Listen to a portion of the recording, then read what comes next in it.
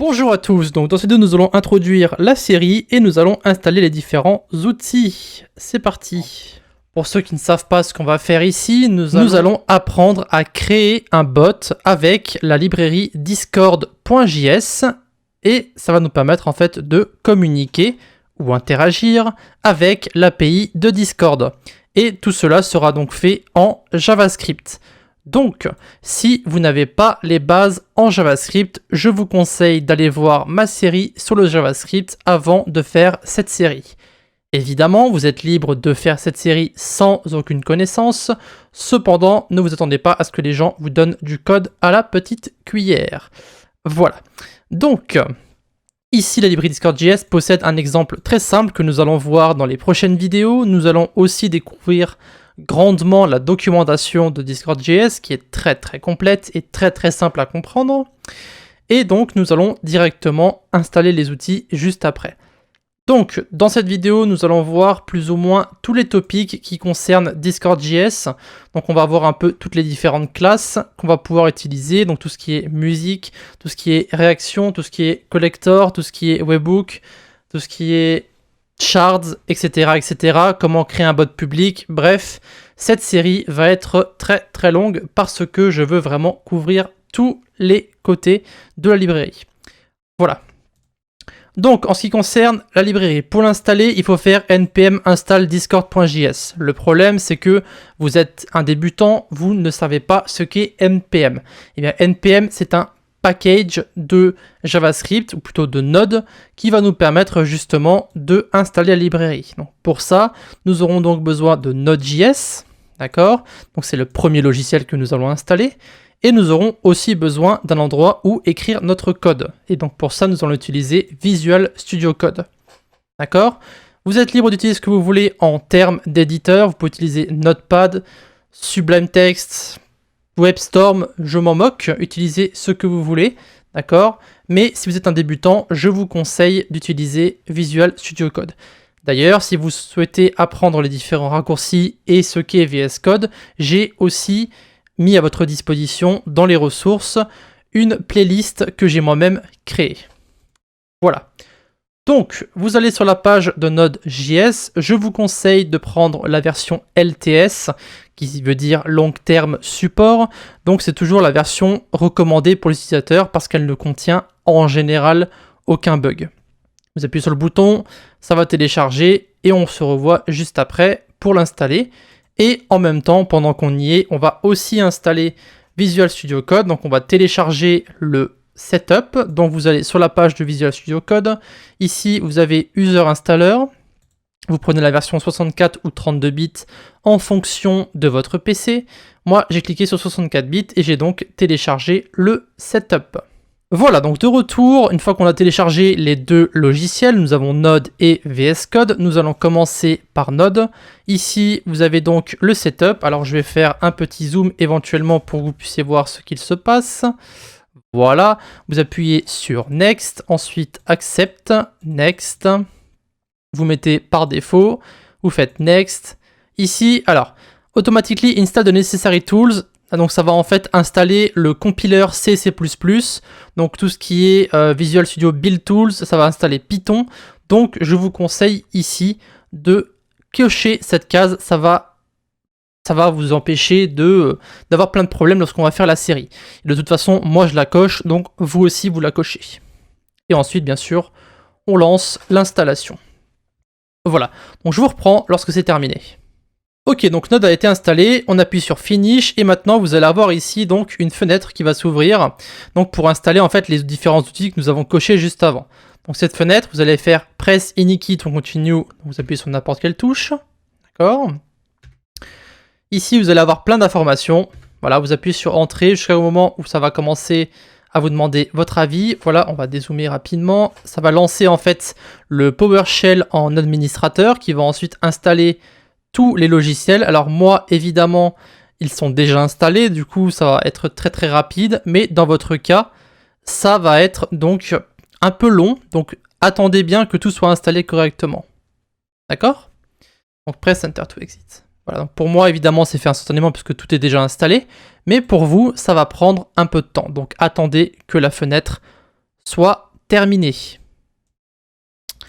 On a terminé avec Node, on va directement installer VS Code. Alors ça sera notre éditeur de code. Donc ici, on va accepter évidemment, next, next. Ici, vous avez deux cases à cocher, donc Add Open with Code au contexte menu et au directory contexte menu. Donc ça va en fait nous permettre de, lorsqu'on va faire un clic droit dans notre projet, de directement ouvrir VS Code à cet endroit-là. Next, install. Voilà, c'est terminé. Donc ici, on va cocher Launch Visual Studio Code. Donc ça va en fait lancer l'éditeur en question. Donc la première fenêtre que vous allez voir, c'est celle-ci, donc avec la fenêtre Welcome. Ici, ce qu'on va faire, c'est qu'on va installer en fait mes différents packages, d'accord? Donc ici, vous allez faire CTRL, SHIFT et X pour en fait afficher les différentes extensions. Alors ici, vous allez faire une recherche Get Coding. Vous allez avoir en fait deux packages ici, donc l'extension pack qui va contenir plusieurs extensions, donc vous n'êtes pas obligé d'installer ce pack d'extensions, d'accord? Vous pouvez uniquement installer le thème si vous le désirez, c'est vous qui voyez. Moi personnellement, je vais prendre le pack, donc vous appuyez en fait simplement sur installer et vous attendez que toutes les extensions soient installées et ensuite vous allez simplement relancer. Pour relancer votre fenêtre, vous faites CTRL, SHIFT et P, vous cherchez Reload. Et ici, vous avez donc Reload Window. Et donc, vous allez pouvoir relancer en fait votre fenêtre avec toutes les extensions.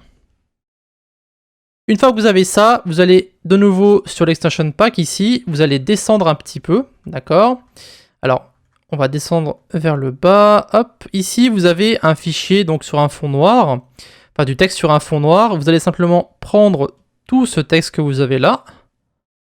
Hop, vous allez faire un copier-coller, donc copier, vous faites CTRL, SHIFT et P, vous allez faire Open Settings, et ici vous allez prendre celui avec le JSON entre parenthèses, et vous allez faire CTRL A, CTRL V.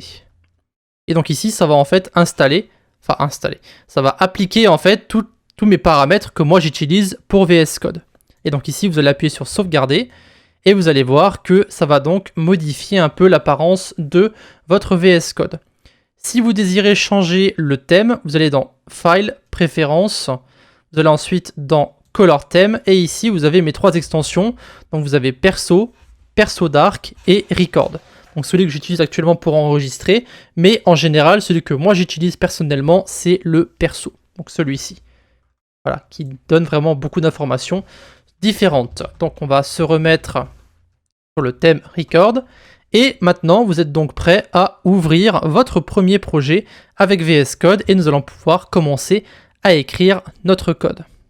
Cependant, avant de nous quitter, nous allons rapidement ouvrir ce fameux projet et nous allons initialiser en fait notre projet avec NPM. Alors, on va en fait fermer d'abord VS Code. Ensuite, vous allez prendre un dossier au hasard, donc celui où vous voulez mettre votre bot. Vous allez clic droit, Open with Code. Vous allez avoir en fait VS Code qui va s'ouvrir à l'endroit où se trouve votre fameux projet. Donc ici, pour l'instant, c'est vide. Donc ce qu'on va faire, c'est qu'on va ouvrir un terminal. Donc on peut appuyer sur Terminal et ensuite New Terminal ici. Ou alors, on peut faire CTRL-J, d'accord, pour afficher ou enlever le terminal. Et ici, on va utiliser en fait NPM, donc qui est le package qui va permettre, le package manager qui va permettre d'installer donc notre librairie. Cependant, avant de pouvoir installer notre librairie, nous allons devoir initialiser notre projet. Pour ça, on va faire npm init. Et donc ici, vous allez avoir en fait plusieurs questions. Donc le nom de votre package, vous pouvez laisser par défaut. La version, bon, je mets toujours 0.1.0. Description, j'en mets aucune. L'entry point, c'est le fichier qu'on va utiliser pour lancer notre bot. Moi, je vais mettre main.js. Test commande, aucune. Git repository, aucun. Keywords, aucun. Author, on s'en moque. Licence, on va mettre MIT de base, mais on s'en fout aussi. Et ici, on va ensuite appuyer sur OK. Donc ici, il va y avoir en fait un fichier package.json qui va être créé, qui va contenir en fait toutes vos informations que nous venons juste de créer. Et donc maintenant, notre projet est officiellement un projet Node. Et donc de ce fait, on va pouvoir taper la commande que nous avons vue juste avant sur le site de la librairie. Et donc cette commande, c'est npm install discord.js. Donc npm install discord.js. Vous appuyez sur OK. Et Et ici, vous allez voir que ça va en fait installer notre module. Vous pouvez voir que maintenant, celui-ci est installé. Il y a plusieurs choses qui sont ajoutées, dont une dépendance ici sur notre package.json. Vous avez aussi un package lock.json qui contient toutes les informations concernant votre module. Donc en général, ce sont les dépendances. Et vous avez donc un dossier node module où est contenu en fait la librairie en question Discord.js. Voilà, donc tout ça pour l'instant, on s'en moque un petit peu. Maintenant, ce qu'on va faire, c'est qu'on va créer notre premier fichier qu'on va appeler main.js. Donc l'extension .js est très importante. Et nous allons pour l'instant en rester là. Nous sommes maintenant prêts à pouvoir commencer notre code et à apprendre notre petite librairie. Donc on se retrouve dans un instant pour commencer à écrire notre code. A tout de suite.